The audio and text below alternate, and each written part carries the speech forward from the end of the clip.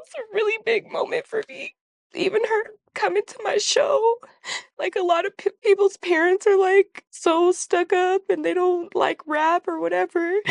But for my mom to come to my show and be like the first person in my immediate family to see me perform and do what I love to do, it's a feeling you can't explain. It's euphoric. It's beautiful.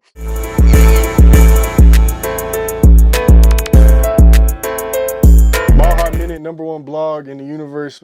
Today, we got a very special guest, one of the hottest upcoming artists in Denver right now, L Money. What's the word? How you doing? El Money, I'm doing good. How are you? Doing good. I appreciate you for coming on the show. Yeah, thank you for having me. So, this is our first interview. Let's just dive into your backstory. You originally from Colorado? What part? Yeah, I was born and raised in Denver, Colorado, but spent a lot of my time in Aurora, Colorado. And so, yeah, Okay. So, pretty much born in Denver, but you raised in Aurora? yeah. Okay. Is that what you would say when people ask you say you're from Aurora or Yeah, I say I'm both? from Aurora, but like if we're getting deep into like where I'm from and like what I represent, definitely Trini girl. My mom, she was born in Trinidad and Oh, okay. Tobago. She's an immigrant, and then my dad is Dominican. And so I didn't grow up with like American values and stuff. It's Mm. like I'm a Caribbean person at home, and then when you go to school and all that extra shit, you gotta like code switch. Is your mom from the Caribbean or where's she from? Yeah, my mom immigrated here around like 19 years old. She is a legal resident, so don't want to hear none of That's that dope. bullshit. No, you're good. You're good. But yeah, like grew up on curry chicken, plantain, all that good stuff. And then your dad, he's from, you said the Dominican Republic? So my dad was born in New York, but Okay. his father is Dominican and then his mom is white. So I'm just a They, fucking mutt. I got everything going on. New York is a very Dominican, like they got a lot of, it's like a different type of Latin. It's cool though. Yeah. It's dope. I like it. It's all Caribbean. You got Cubans, you got Trinis, you got Dominicans, Puerto Ricans. Like, it's very close to the border, so that's where a lot of people land when they first get here. Okay. So did your parents, they met here, I'm assuming? Like your dad came here from New York? So my mom, like, they flew into Brooklyn. Oh, they And met in New York. yeah, it's crazy. My mom's first husband was Haitian, and so my three older siblings are Haitian and Trini, and then the three younger are Dominican and Trini. But they all met in Brooklyn and stuff, and then my mom was just trying to get away from like the weird shit, so she came over here to Denver. What do you mean the weird stuff? Like in New York? I guess I'll just say toxic stuff with Okay. like my parents, like she was kind of over it, like I just want to start over. Yeah, you're good. And so she came over here to Denver and these niggas followed her. Like, damn, y'all just can't. I don't know, it's a crazy love story. It's fascinating, but yeah, so that's how they ended up in Denver because my mom like followed her dad over here. My granddad was like building railroads and Mm. helping with the infrastructure of the US and shit. So Oh, that's dope. we got some good history. Hell yeah. That's good you know your history. I don't even be knowing my shit low-key. I'll be It's out of it. so important. Right. Okay, so but you grew up out here. What was life like growing up for you? I'm not going front. It was a lot of trials and tribulations. I grew up very like good in the beginning, I would say like maybe from like around 1 to 10, like we had a big family, like we were big on love, always connected by like food and music.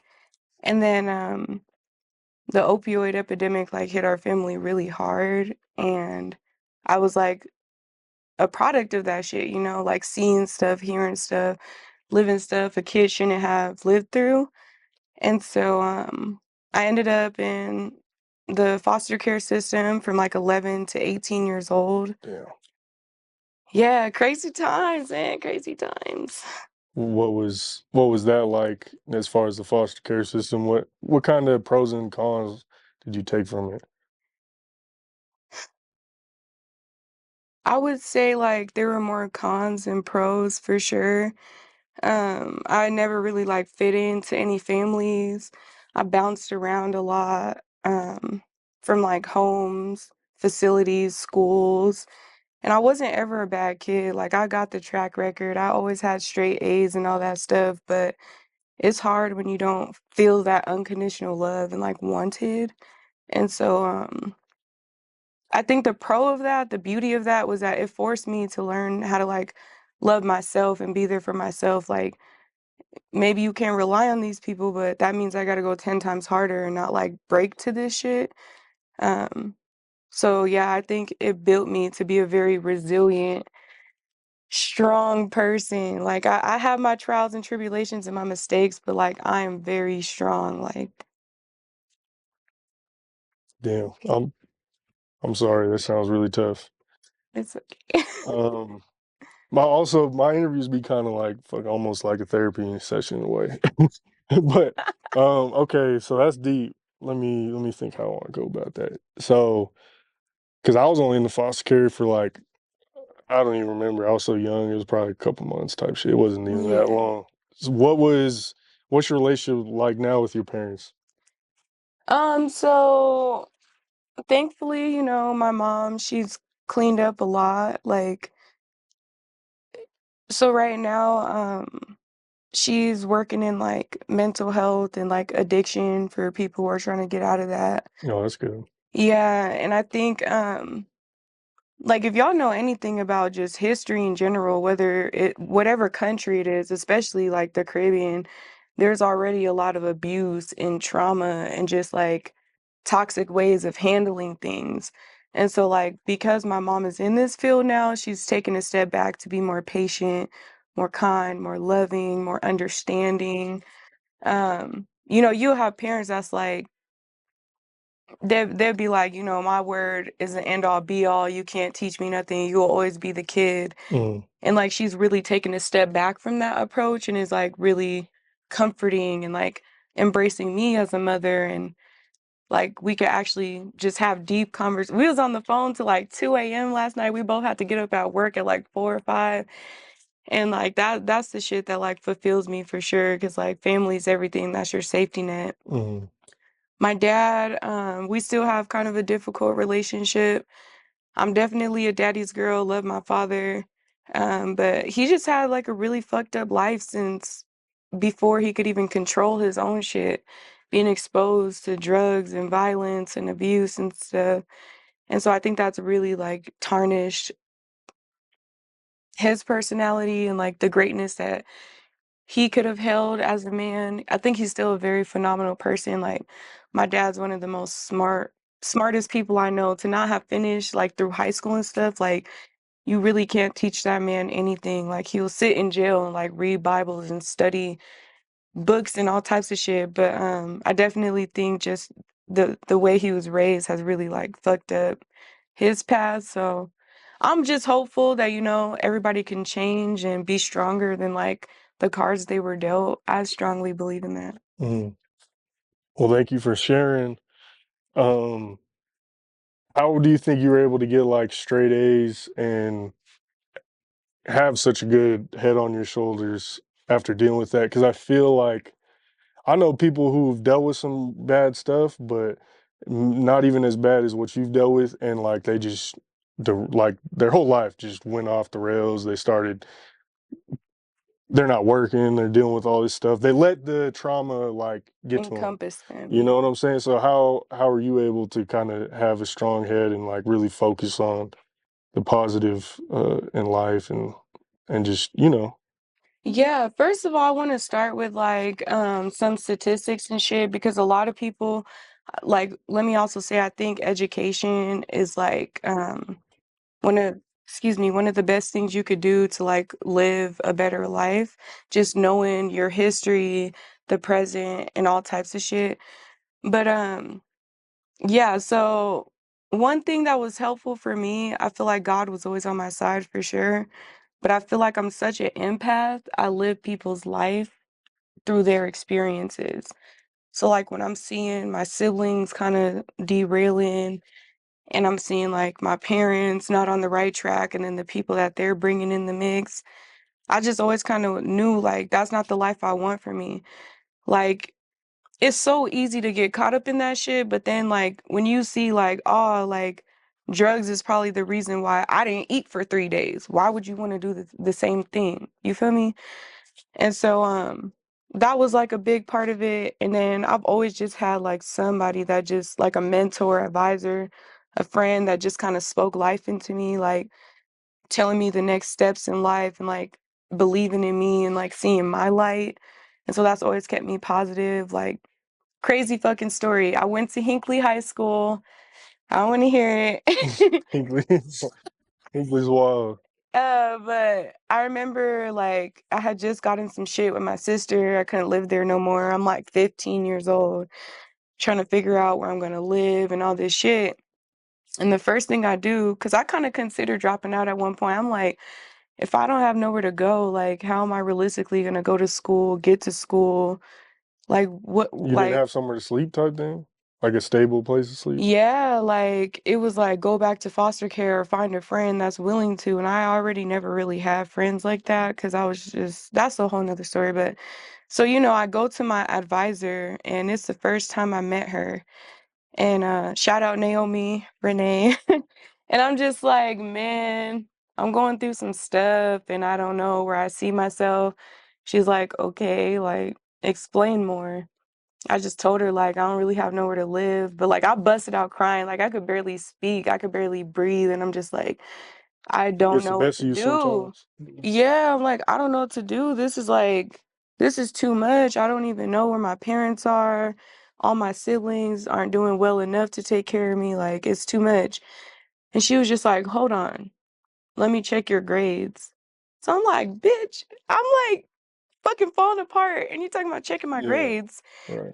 So whatever, she starts checking my grades and she's like, whoa, you've done really well. And she was like, do you know you have senior credits? Like you're a junior, like you could technically graduate this year, like if you just take an extra class. And she was like, technically you can't take an extra class because you're already full time, but if you do it through credit recovery, we could add it to your schedule and then you could graduate with the seniors as a junior. So I graduated in 2016 at 16 years old, and the plan for Yeah. that was That's to why I graduated hell at yeah, 18 now. Yeah. 2016. The plan was that I was going to graduate and go into a 4-year university Mm. to have like room and board.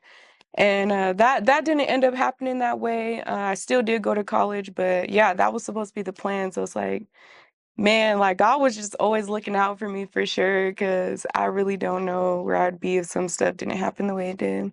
What college did you go to? I went to Metropolitan State University of Denver. I love that school, even though, every system has its ups and downs. Right, yeah. That's where I'm going right now. Hell yeah. Did you finish or did you what's that looking like? Yeah, I went hard. I really loved college. I've always just been kind of brainsy, like have the knowledge and stuff. And so um started in 2016, I believe.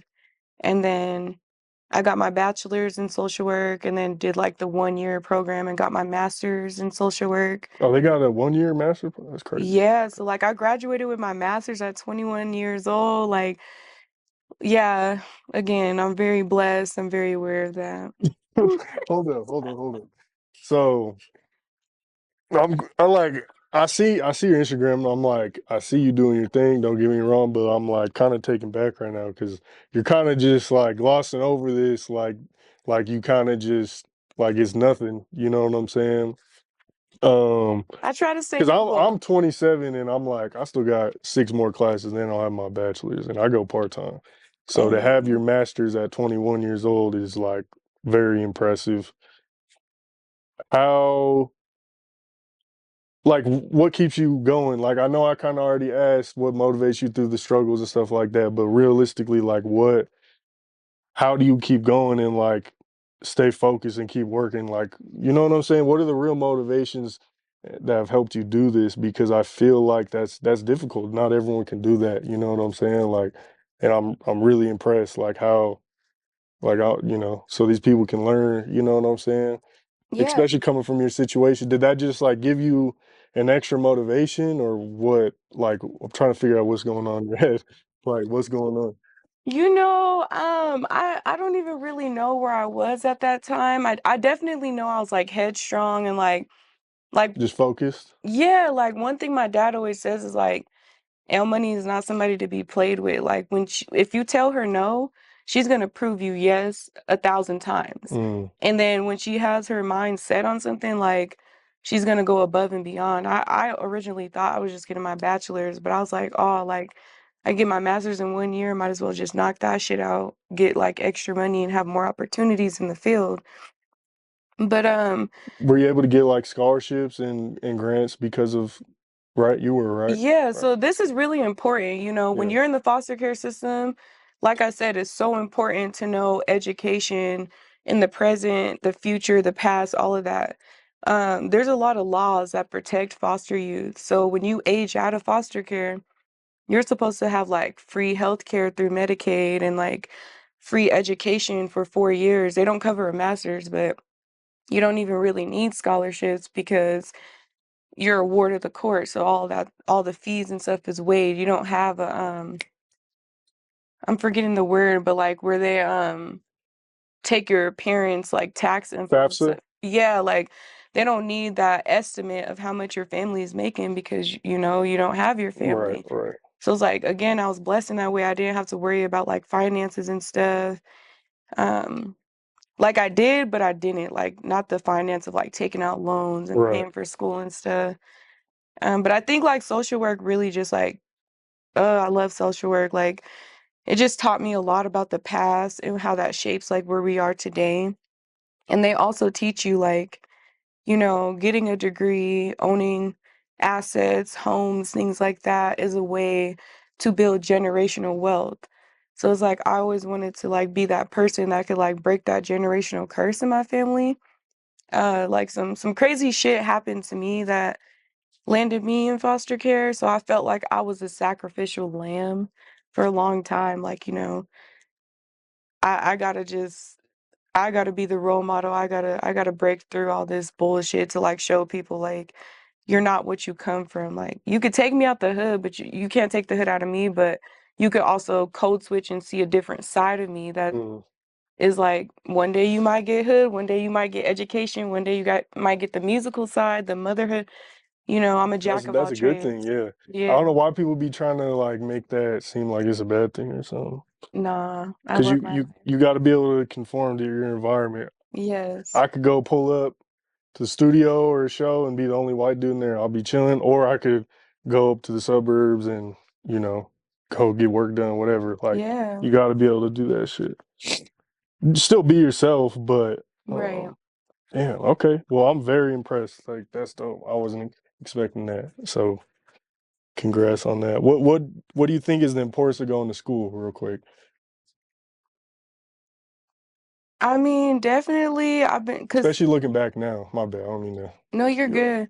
I think now it's a little bit different now that I'm like working in higher ed because I work at a STEM school that focuses on like science, technology, engineering, and math. off. And like depending on what degree you're in, sometimes that's really going to be like insightful and like a very like spiritual journey. Like social work really talks about like poverty, oppression, power, equity, like racism, sexism, classism, just all those things. Right. And so sometimes you're so blind in a world where like you might know, you might be intuitive enough to feel some shit is fucked off, but you don't even have the education to put the words to it, so you don't Mm. understand what's happening to you.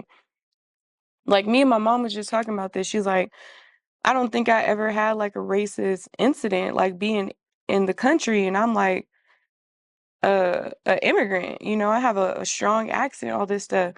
And I said, is it that you didn't have one or you didn't recognize that you were Mm. having a racist experience? Right, because a lot of it's unintentional. It's yeah, It it's could be not just covert, it could be yeah, overt, whatever. Like just because somebody doesn't flat out call you the N-word or whatever doesn't mean it wasn't racism. So right. again, like I think it really depends on what you study, but I think like all education is gonna like be for the betterment of the world. And I don't think like you have to go to college or you have to go to school because, look at the leaders of the past. Like, motherfuckers sat in the library all day and got their education that way. I just think people need to be more informed so they can make better decisions. Mm. What I what I what I say with my degree and stuff is like, because realistically, I'm running my own business. I don't need a degree, like, but the knowledge I've gained from it that I've applied to my business and like the people I've met. And what I like about Metro is a diverse school. Like, I'm Yeah. pretty sure it's like at least like 50% Latin. You know what I'm Mhm. saying? So it's and then it's like people are about their business there. You know, it's like, yeah, you can go to CSU or CU and have fun, whatever, but everyone's partying. You know, like Metro's like, of course you're gonna meet people you might have fun with, but it's mostly just everyone goes to class, they're focused on the business, you know. So that's what I like about Metro. Yeah, Okay. it's a commuter school, so Hmm. people go to school, they go home, they go back to their families, they go to the second, third shift, like their jobs, whatever. And Not a bunch of so, like privileged ass, rich ass kids. yeah, Yeah. it's for sure. Yeah. Not to say that's bad or anything. I don't mean to talk shit, but okay. So what you're still doing all this stuff, but like what? When did the music start for you? Yeah, so I'm gonna take it way back. So like I think around like fourth grade for sure. I always used to write like short stories. Mm, I always thought I was gonna be a journalist. Like my writing was just always on point. Like yeah. it was crazy. And then like in middle school and high school, I really used to like write poems a lot because I realized like, you're a sponge at that age. You're learning all these words and you're getting deeper into your favorite songs and shit. And I'm like, I could do this too. I wasn't really good at writing songs, but like poems are my thing. So then in high school, I think I like deterred away from it a little bit because I remember kind of getting hate from people. Like either people wouldn't take me serious, they didn't have the time to listen, they didn't understand what I was saying in my poems because they were really deep. And then I remember getting scolded in my writing class. Like we was going over like poetry and stuff. And like there's a different topic every time. I think like this time it's like write a love poem or something. I'm like, got that in the bag. So while everybody else gets like 30 minutes, I wrote my shit in like 5 minutes. And, I came from a traumatic background, so I'm fidgeting and cracking jokes at the homies and shit. And my teacher like puts me on blast. She's like, you know, Lonnie, why are you doing da da da da? Let's hear your poem.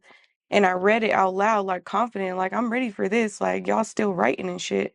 Mm, And she was just like, you need to stop cheating. That sounds like it came straight out of a postcard at the dollar store or some shit. And I'm just like, that's wild. yeah, like that like really hurt me deeply. A So teacher said that. yeah, I've had Teachers be man, yeah. teachers, man, and again, that Some bad older ones, yeah. generation, like they just I respect them, but y'all got a lot of work to do, just like us. But I'm like, there's good teachers, and then you always have a couple that are like the bad apples that kind of just, yeah. yeah. So that really hurt me. I think that kind of like pushed me away from like really being in my craft. And then like in college, shout out Miguel Huerta.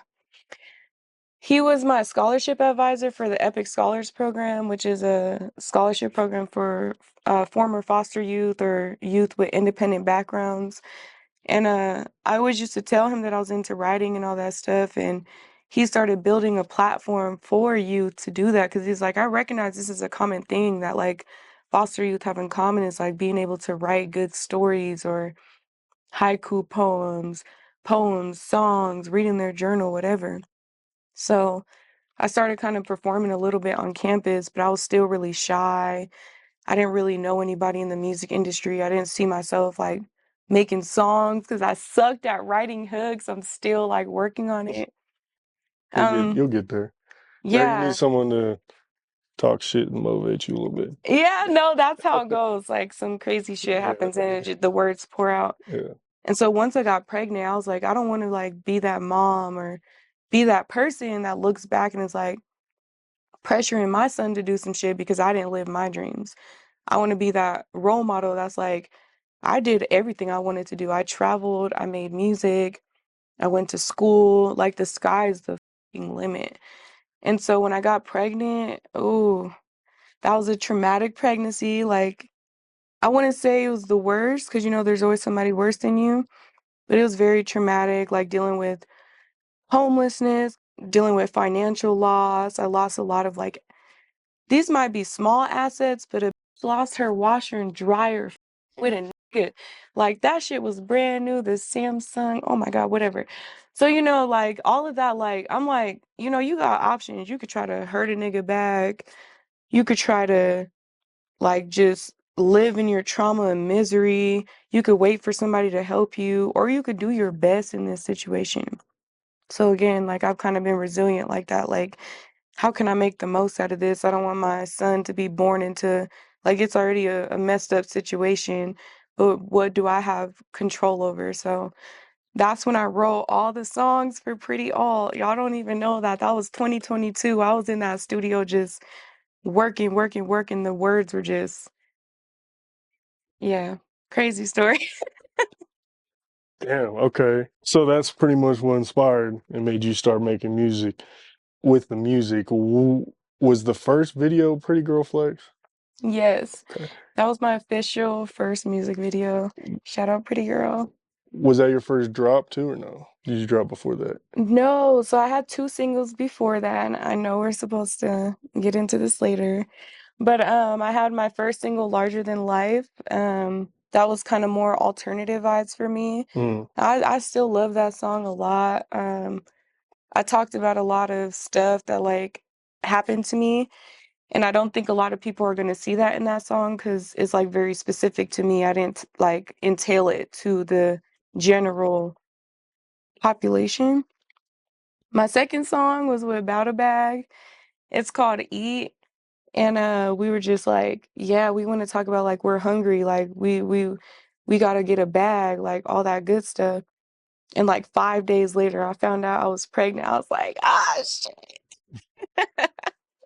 So Pretty Girl was the third single. okay.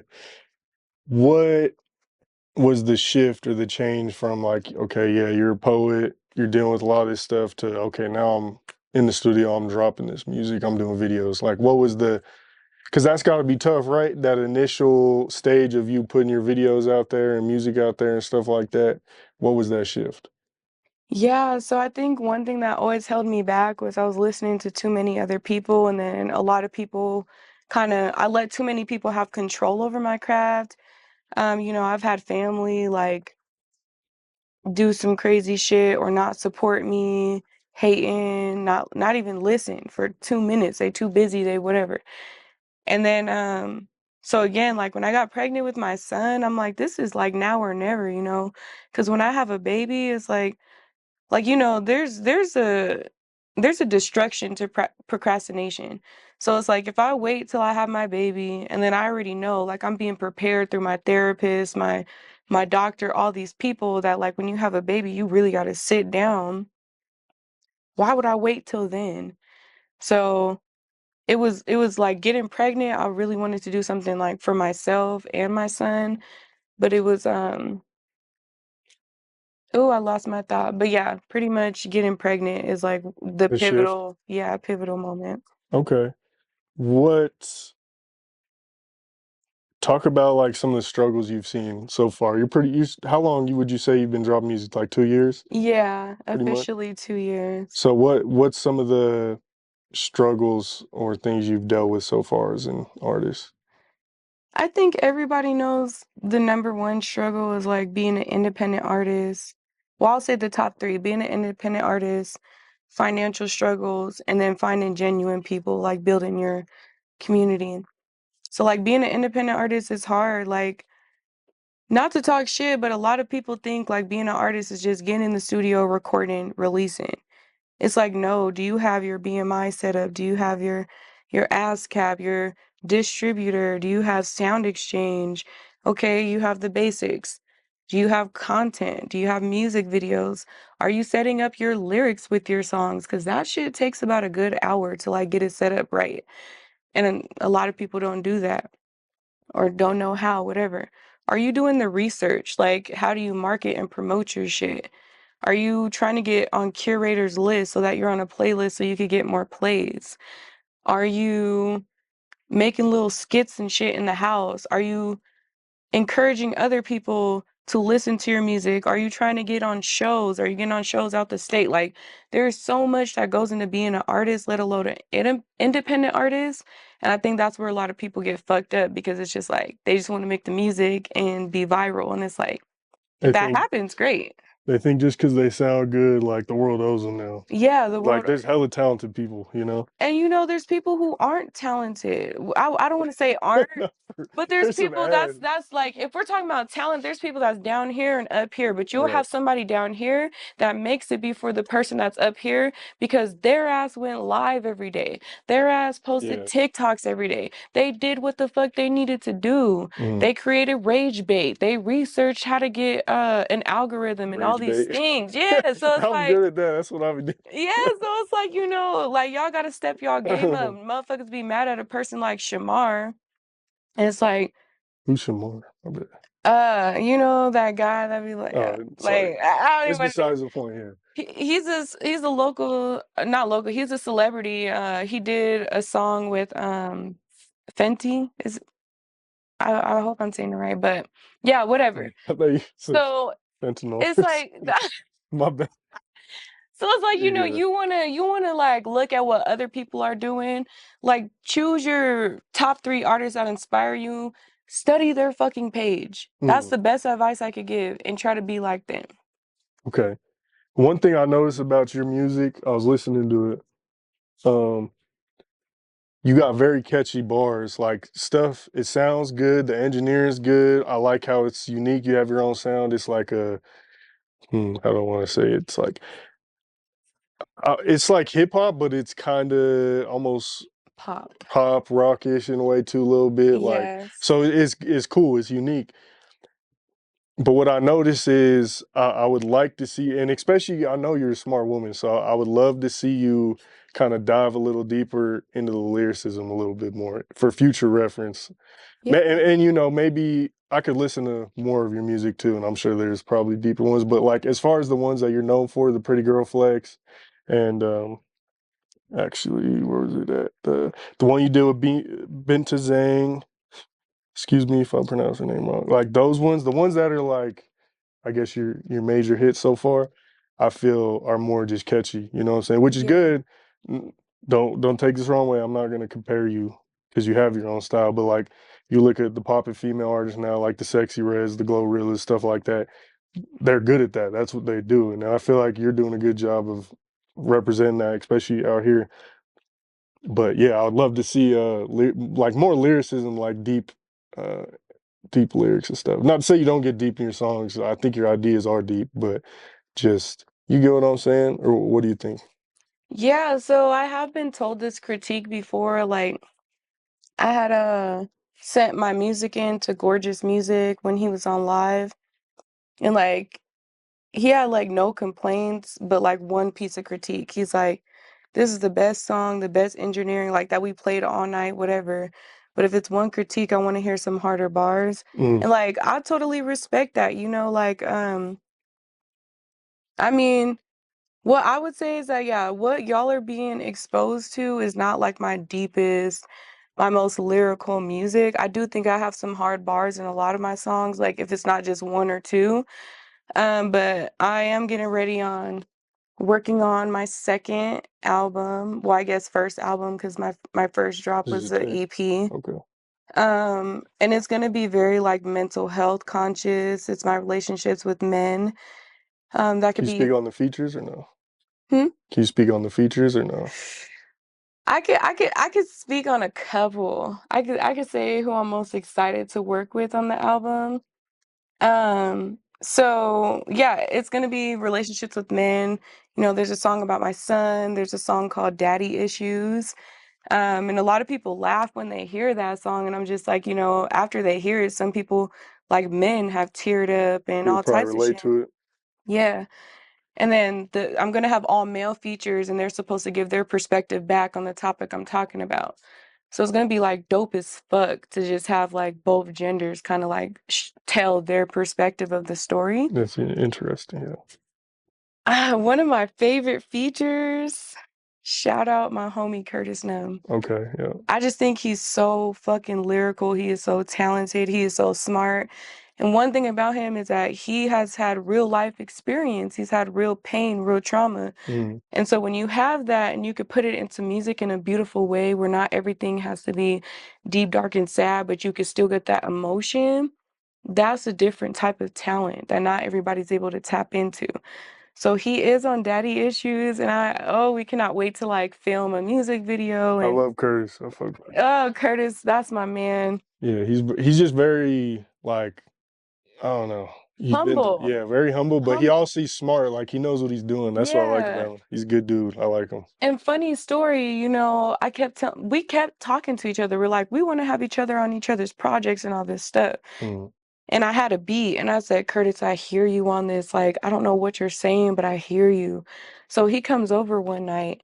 The nigga wrote the verse in 10 minutes. I shit you not. He's I talented. Yeah. shit you not. Like, I put this on my son. I think I was cooking dinner and I'm like, Curtis, take your time. I'm cooking dinner. He was like, I'm done. What are you talking about? I'm like, you ain't done. Let me hear it. And this nigga just started flowing, and he got some crazy bars on there. Like he got some dope ass metaphors, and then uh You record yourself, like in all no, stuff. no. I don't like doing a lot of things myself. I don't lay my wig, I don't That's do good. my nails. And I also like supporting people in the community, so it's like whatever. It's a chance to network. But no, I work with Ignite Flow. He is the fucking dopest. He has an in-home studio.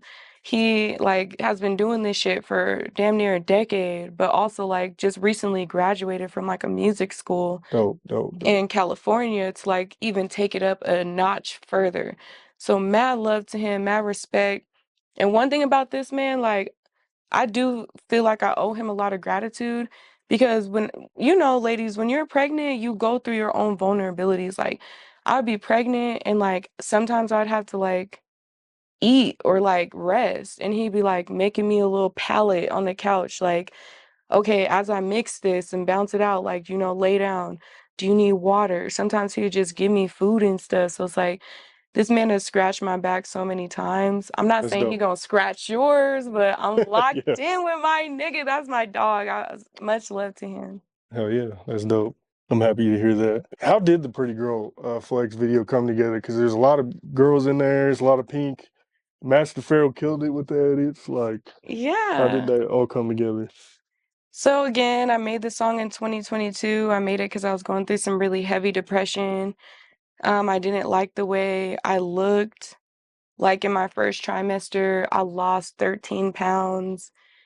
And I remember the doctor even telling me, like, are you trying to kill your baby? And I'm like, I'm so sick that like I can't keep food down. I don't know what's going on.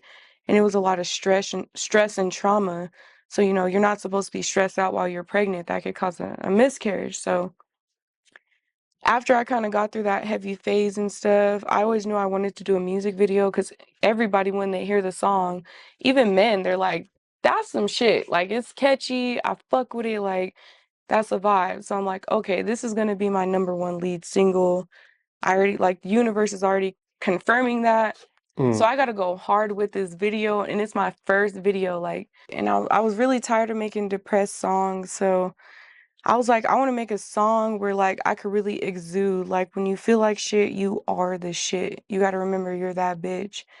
And so like one of the first things I did, well, I don't remember one of the first things I did, but whatever. One of the first things I made a status. I'm like, cause I don't really got friends like that. So I'm like, who wants to be in this video?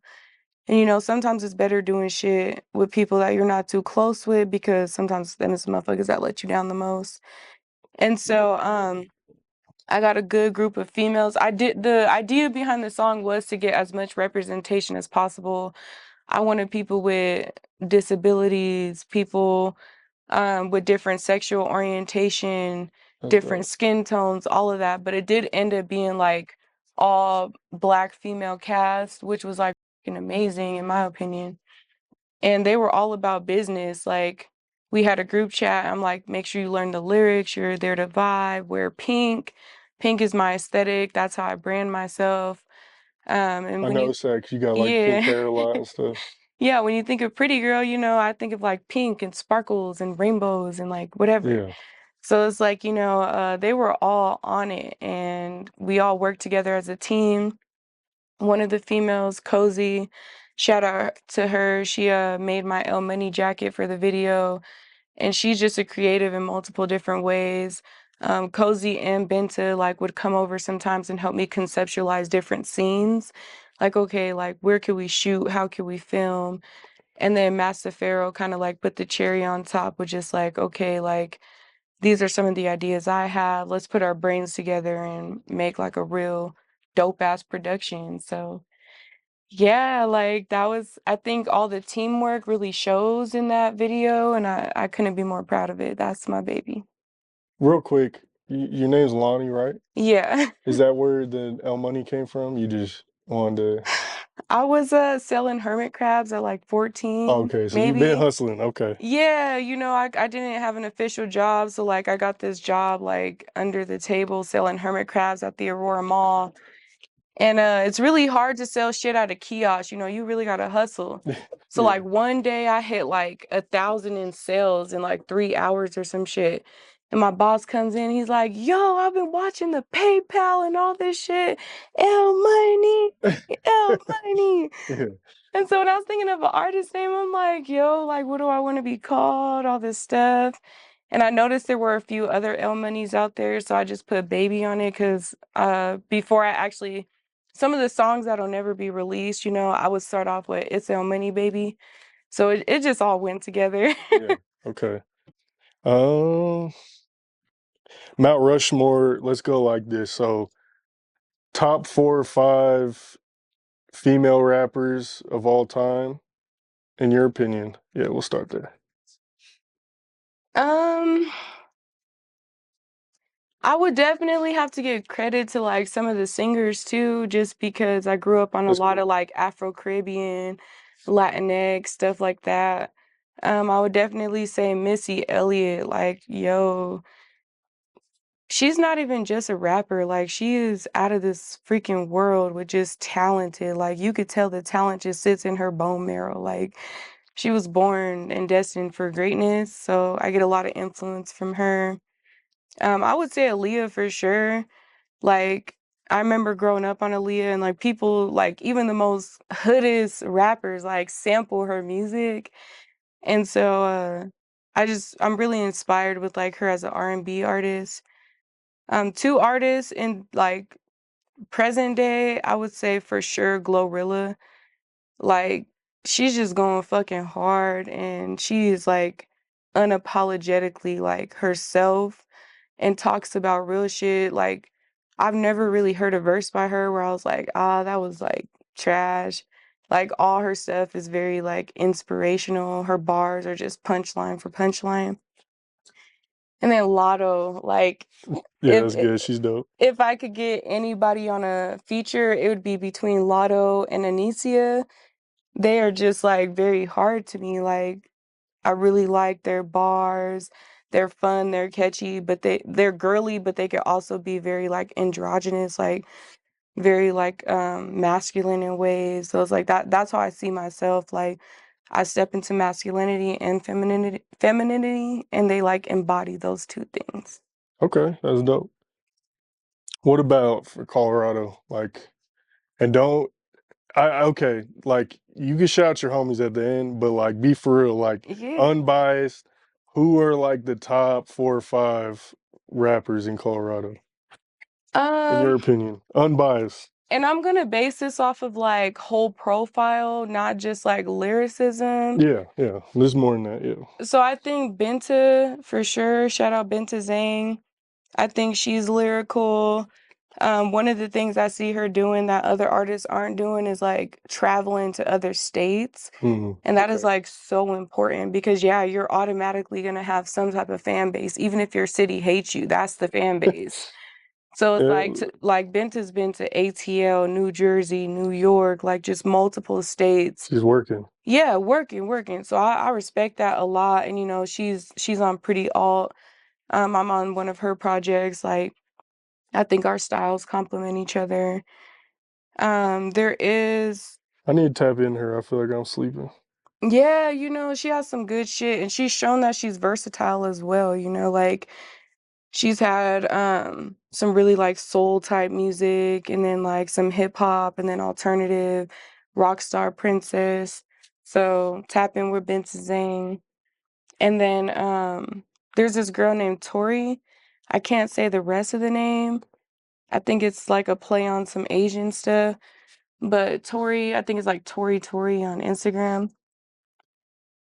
I don't know, like something about her is like every time she makes a song, that should just be hitting. Like I haven't met her in person, but that is somebody I really do want to work with because I know she knows she's talented, but I don't even think she understands like how gifted she is It'd with be like her that. lyrics and like the way she really just be sliding on songs and then she's really dope like with her visualizers like she's always like in the house or like picking a location to just like really push her shit, so I respect that. I think she kind of lives on TikTok because I never see her not making a fucking visualizer. Like, shout out to her. I'm trying to think of who else. This is a very underground artist, but I would shout out my cousin Foster. That's somebody like I don't really know any female artists right now that could just like freestyle on the drop of a dime, that could rap, sing, freestyle, all of that. Foster's more of like a caveman. He really likes to keep his stuff underground and just not really put himself out there. But shout out to Foster. I'm trying to think of one more. I'm like blanking on names right now. No, you're good. As far as talk about your tattoos a little bit, because I see like which ones are most important to you, or what's kind of like the meaning behind some of them. Um, this is the Ankh, so it's like life. I think this one's really important. It just reminds me like to keep living. I was like very suicidal at one point and didn't really understand my purpose in life, so I put it somewhere that I could see it every day, even like no matter like what I'm wearing, I usually see it. This is my son's name, Emporio. I really love his name. I think it's just I don't know any other Emporios. Typically it means like a trading center, but it's not like your typical like farmer's market or nothing. It's like a trading center where they trade the most luxurious goods, like golds and furs and spices and stuff. I didn't know that until like after I really chose his name. But I think that just like solidified it for me. Like, yeah, I chose a good name. You can't see it really, but I have like my mom's flag right here. I pride myself on my mom being an immigrant in the US. I think that's a very hard thing to do. And so yeah, like I pride myself on my culture and my heritage. And then this whole leg is like dedicated to like Asian stuff. Like I have a koi fish. And everybody says like when a koi fish is swimming downstream, it's bad luck, but they don't know the rest of the story. If a koi fish is swimming downstream against the current and it makes it over the current, it then turns into a dragon, which is why I have like this dragon on my That's dope. leg. And so basically it means that you overcame like the hardest challenge in your life. And so, most fish die trying to get over that current, but nah, baby, I'm the dragon. Like I made it over. Hell yeah, that's dope. Okay, is there anyone you want to work with? Like any name like two or three in Colorado, or like two or three dream collabs outside of Colorado. I think for sure, like I would want to work with Trev Rich. I think he's very versatile. Like, I like the way he can rap, but he could also kind of like sing rap on songs. Very melodic. Yeah, melodic. Like, I like stuff like that. The more I'm getting into like my craft, like pure born type beats and stuff, I could see us doing something like really special and like appealing to the community as well. So, definitely a dream collab. Um, I'm trying to think of who else. Y'all forgive me, I have mom brain. Like, I be knowing this stuff, and then, like, You when I'm good? on the spot, I'm like, wait, who is there? You good? I don't know, but there's a bunch of dope artists in Colorado. You know, I talked about wanting to get on a song with Tori. I think we're gonna make that happen very soon. I think y'all should check her out. So those would be like a male and a female. And then again, Anicia and Lotto. Like Anicia is just so different. The way she raps, her rap scheme and her the way her cadence is just like I never heard anybody rap like her. I think she's very like true and authentic. And so it's like I like difference. I don't want to be rapping with everybody that sounds the same and shit. And then for sure Lotto, like I think we complement each other. Like I'm a big fan of Lotto. Just saw her in December. Shout out Lotto. Just out of curiosity, would you consider yourself Latin at all? Yeah, I definitely have Latinx roots, Yeah. like being connected to the I should have Dominican put you on Republic. that Latin list. My bad. No, you're all good. I didn't know you were low key. I didn't It's realize okay. because when you think out here, at least the Latin, you think of mostly like people from Mexico and stuff like that. Yeah, you know, a lot of people are asleep on like actual Latin America, and then there's all this bullshit with the racism going on. Yeah. So people kind of pick and choose who they support. Not saying that you do, but I don't know. I'm not really out there with my culture and stuff. Like I'm proud of where I come from and my roots, but unless you really ask me, I'm not like, Yeah. yeah, Viva la Dominica and all that Yeah, because stuff. I Like thought you were African American low key. I ain't gonna yeah, everybody's like, "You're black and white." Like, no, I'm a mutt. Like, and even the people in the Caribbean, like we have people from Venezuela in our family, and Okay. like it just gets deep. Like my dad got Germans and shit in his family. Like, What's your quick opinion on what's going on with German's interest? I think I'm Irish. That's wrong. Like Irish and English. yeah, we have some Yeah. Irish in us too. But what's your opinion on the Venezuelan shit going on right now? Um, the only thing I could really say is it's sad. Like I see so much, you know, like we're already sitting on stolen land, and then we have these people in very high positions of power. Like, we have one presidency where they're saying it's okay and helping these people, and then a new presidency that just wipes all of that away. And so it's not black or white for sure. And if you're not impacted by these things personally, you're probably not going to feel the depthness of how serious and like fucked off this situation is. And again, this just goes back to education. I pray everybody educates themselves and does what they can to just support humanity. Like, fuck immigrant, illegal, whatever. Like, just support humanity and be a good person. Okay, that's a good way to answer it professionally. I respect it because people make that political. Yeah, I'm not gonna get into politics today, but Yeah. Okay. Now, what are your goals for like the next year or two with this rap? What's on the way for El Money? yeah, some big goals I have for sure is to get on some radios. I would really be interested in having that happen, you know. I'm working on getting all the songs clean, like no dirty lyrics, stuff like that. I already have a clean version You to do be Pretty saying Girl. the B word in some of your songs. At least one song for sure. You said Yeah, yeah, yeah. But you know, it's cool though. I Like, already got a clean version to yeah, Pretty Girl, and you know, a that's lot of good. kids love that song and stuff. So I try to remind the parents that there is a better way to listen to it if they're worried about that. That's good. Um, I definitely want to travel and perform more. So I'm going to New York in March, and I'm Fire. gonna get on a couple of like shows out there and Got just to. try Smart. to network and stuff because that's a You would really go good in New York. yeah, you Yeah. know, it's just a good place to be seen and build a little fan base, get networked. And I think one of the biggest things for me right now, because I feel like I kind of lost this in the first year of releasing, is just connecting this shit back to like mental health, the Mm. community, and social work. So one thing exciting that I have coming up this year, I will be working with Girls Rock. It's a program for young girls from like 8 to 17.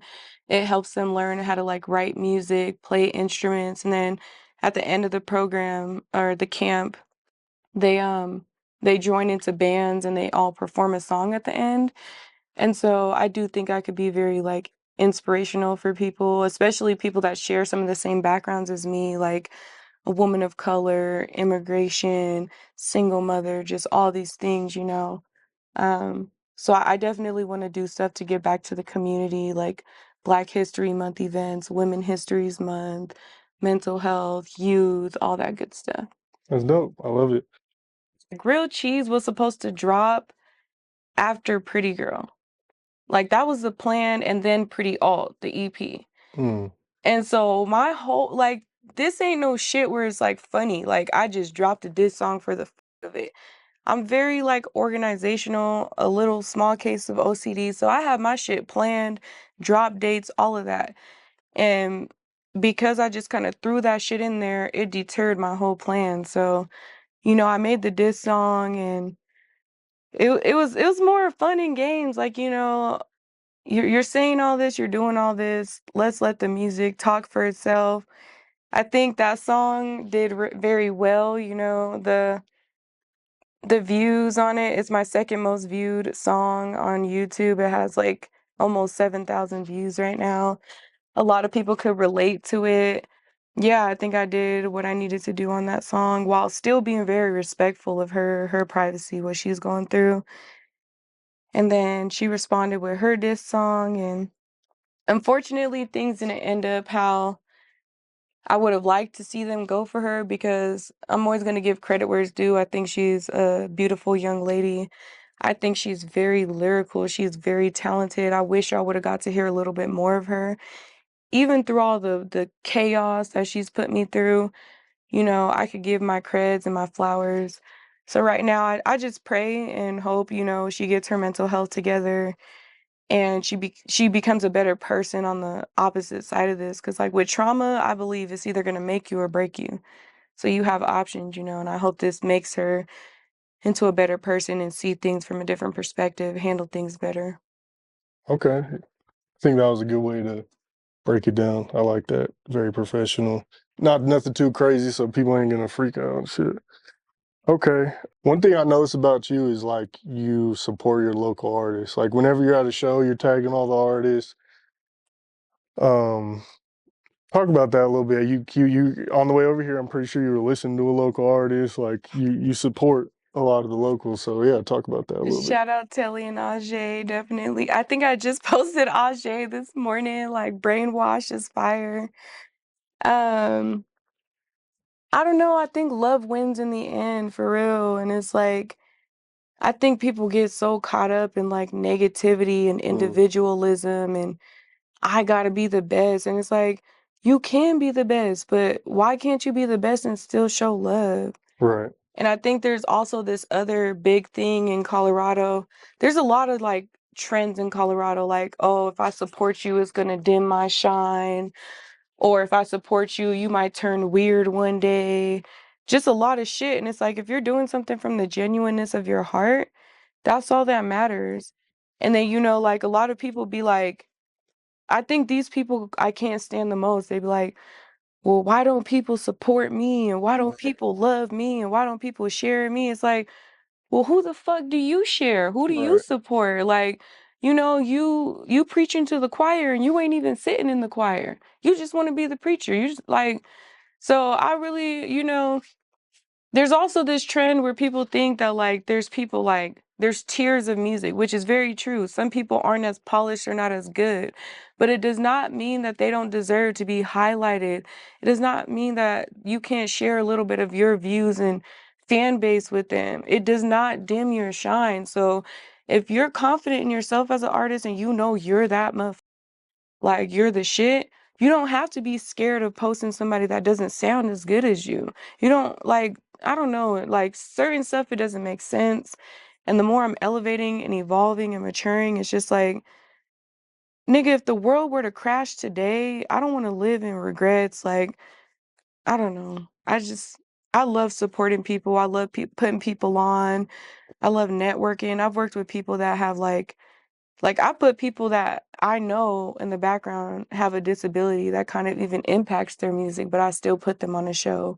I still invite them to safe spaces, you know? So I'm not here to discriminate and judge and put people down. I think I did enough of that in my life, and I just want to be a better person.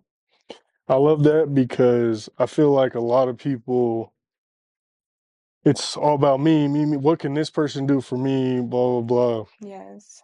But which I mean, you don't want to get ran over, so I get it to a certain extent. But like, yeah, I mean, if you're not supporting the other local artists, and it's like show love without expecting in return too. I feel like, and Exactly. that's Authentic love. yeah, like, and I guess you can expect a little bit in return, and you can trade if so if people are talking about that. But I also, some people just put too much on that. I feel like, and you need to just yes. I work also, hard. No one owes us nothing. My bad. Go no, ahead. you're good. I also just want to say stop expecting stuff from people that you don't do for yourself. Right. And like me going through a really mental health hard time last year, that was one of the biggest reflections I was able to have. Like, I expect people to want to hang out with me, but I don't hang out with me. I expect people to love me and think this is dope, but I'm still questioning myself on my music. I thought fucking grilled cheese was corny. And I had to really like put that aside and be like, nah, like I'm dope, and so what if it's corny? It's still a fucking bop. So you expecting people to glaze you and gloss you. You don't Right. even gloss yourself. You don't even Oh repost God. yourself. You don't, there's Right. motherfuckers that be performing. You don't even bop to your shit. You want everybody Right. in the room to bop to it. So it's like, don't be a double standard, Stop bro. taking everything personally. Yes, He'll yes. be hitting me up like, "Hey, promote me with 10 followers," and I look at their page, and they ain't even posting their own music. I'm like, bro, You come on. got you got to Yeah. tap in. It's Yeah. 2025, lock in season. Yeah. Okay. Do you got any final thoughts? Shout outs? Any last minute things you want to speak on? I really do want to shout out my son because I think if I didn't get pregnant, that like I wouldn't have that motivation and that inspiration to like release. And like I think one of the most powerful moments for me was, I recorded Pretty Girl when I was like feeling down, depressed, all that stuff. And it's so true when they say like baby feels and hears everything because when I had my son, like in the beginning when he was a little baby, like he would like cry sometimes. And like when I would put on Pretty Girl, like he would get so happy and he would like smile and stuff. And then like even today, like I played Pretty Girl and he just like threw a whole like party in the living room, like just started dancing and stuff. And like it's just such a reminder that like I don't need all the love in the world. Like whoever's rocking with me, I fuck with you. But like my son, like to have that support and that unconditional love from him, it just it goes so far because I don't come from unconditional love and praise. And so that's like really huge for me that like my son, like even though he doesn't know the lyrics, like he will dance his ass off to that song. I love my son so much. He's my biggest supporter. And I think my mom too, like and my mom didn't come from praise either. Like she came from a very hard family where it's like it was never enough. Like, you gotta go harder, you gotta be better, even if you did your best. Like, even if you win a competition, it's like her parents would still kinda tell her, like, "You didn't step right, you didn't talk right, walk right," whatever. And I think we try so hard to be perfect as people that we lose sight of that, like, it's okay to be perfectly imperfect. So, like, yesterday, my mom called me, she FaceTimed me, um, and she was getting dressed for, like, this event at her job. And she just looked so beautiful, like, she was getting dressed a pretty girl, and, like, that was a really big moment for me. Even her coming to my show, like, a lot of people's parents are, like, so stuck up and they don't like rap or whatever, Mhm.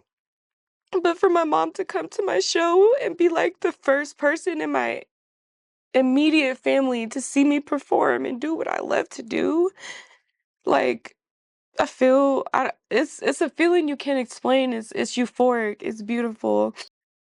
So shout out to my mom and my son for sure. Like to have that love and support just it makes me feel like I gotta go harder. I gotta do better. I gotta be the best for them for sure. And these are tears of joy. Like these are good times. I'll never forget this. Man, well, damn. Thank you for opening up and just being so transparent and like real and authentic. I've had a couple people tear up, but not like this. So Ooh, I appreciate I'm a you for crybaby. no, I appreciate you for sitting down with me and breaking down your story. And I'm sorry that you dealt with that because I'll talk about it after the interview. It's not my story, but I just a lot of people do relate to you, and I feel like it's important for your story to get out there so people can relate. And thank you. You got any shout? Or I guess that's the main shout. You got any? Where can people find you? You're messing me up. I can't even talk. I'm like, fuck. Yeah, Where can I people find mainly you? direct people to my Instagram. So you can find me at LMONEY_BBY.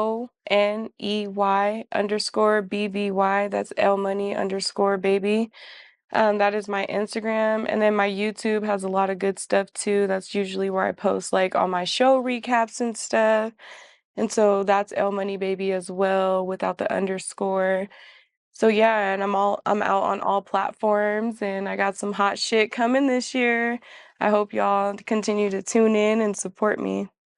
Shout out to Mile High Minute for doing this interview. I am kind of going through a tough but good time at this moment. You know, I'm in the process of becoming a first-time homeowner, and they just really like understood the mission of that, the financial burden behind that, and me being a single mother. And so to have you as a supporter and just like fucking with me tough, like these are the things that keep me strong and keep me going. And so y'all gotta tap in with Mile High Minute. It's the truth, no hate, no weird shit. It's your girl L Money, baby.